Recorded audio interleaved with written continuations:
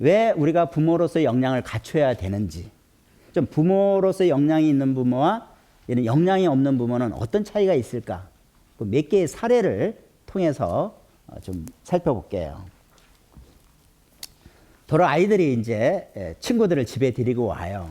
그러면 어떤 부모님은 너는 왜 공부를 하지 않고 친구를 불러들이냐고 꾸짖거나, 아니면 그 친구에게 왜 우리 집에만 놀러 오느냐라고 면박을 주는 경우가 있죠. 자, 이렇게 되면 이런 것은 자녀에게 인격적인 모욕을 느끼게 하고요. 또 자체 친구들 사이에서 따돌림을 당하게 해서, 그래서 아이들은 친구들로부터 인정받고자 하는 욕구가 굉장히 강한데 친구들로부터 소외되기 싫어서 부모의 지나친 간섭에 반발하게 되고 또 그런 것 때문에 가정을 이탈하는 경향까지 생기기도 해요. 그래서 우리가 앞서 말씀드린 대로 이 초등학교 시기에 아이들의 사회성을 길러주는 것이 중요한데, 우리가 이 살아간다는 것이 또래들과 관계를 맺으면서 살아가는데 이 또래들과 원만한 관계를 맺어야 되는 거거든요. 이 오히려 좋은 친구들을 사귈 수 있는 아주 좋은 기회인데 이런 기회를 놓치고 있는 경우죠. 그래서 이 역량이 없는 부모님들은 아이들 친구들을 집에 데리고 오는 것을 아주 싫어할 뿐만 아니라 그런 거에 대해서 아이들을 꾸중하거나 또는 그 친구에게 면박을 주는 것은 아이의 성장과 발달, 적응을 위해서 도움이 되지 않는다는 거죠. 오히려 그러기보다는 그런 것을 오히려 격려해주고 장려해주고, 그래서 서로의 좋은 점을 본받아서 서로 상생할 수 있는 기회를 만들어주는 것이 이 제대로 된 부모의 역할이고, 그런 부모가 역량이 있는 부모다, 이렇게 얘기를 할 수가 있어요. 또 다른 사례를 보면 일을 할 때 마무리를 못하는 습관이 있을 때 끝까지 잘해야지 이게 뭐니, 너는 왜 항상 벌려만 놓고 흐지부지 하는 거야, 그거 야단치는 경우가 있죠.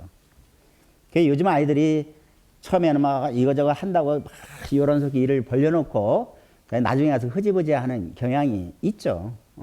이럴 때 이제 이런 문제에 대해서 이 역량이 없는 부모들은 아이들이 어떤 끝까지 일을 마무리하지 못했을 때 그 못한 것에 대해서 야단치는 경우가 있는데, 오히려 이런 경우 역량 있는 부모라면 이런 것을 아이들을 지도할 수 있는 좋은 기회다.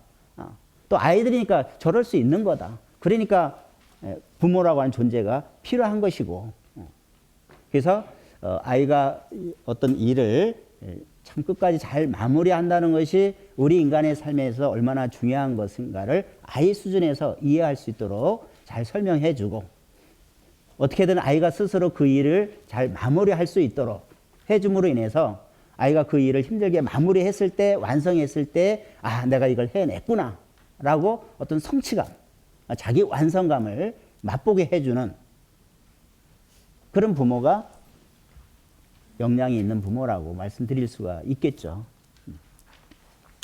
또 우리가 자녀에게 책 읽기를 권유하면서도 책을 사주거나 독서 지도에는 무관심하거나 미흡하며 자신들이 어릴 적에 흥미있게 읽은 책만 골라주는 경우가 있죠.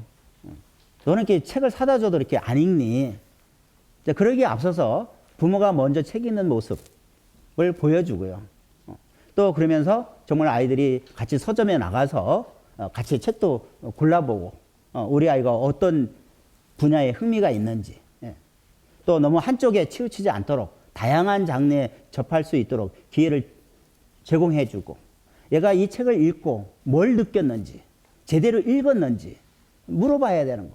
그 주인공이 어떻게 했지? 그 책을 통해서 너는 어떤 생각, 무엇을 느꼈어? 같이 토론할 수 있는 기회가 필요한 거예요. 그러려면 부모도 그 책 내용에 대해서 잘 알아야 되는 거죠.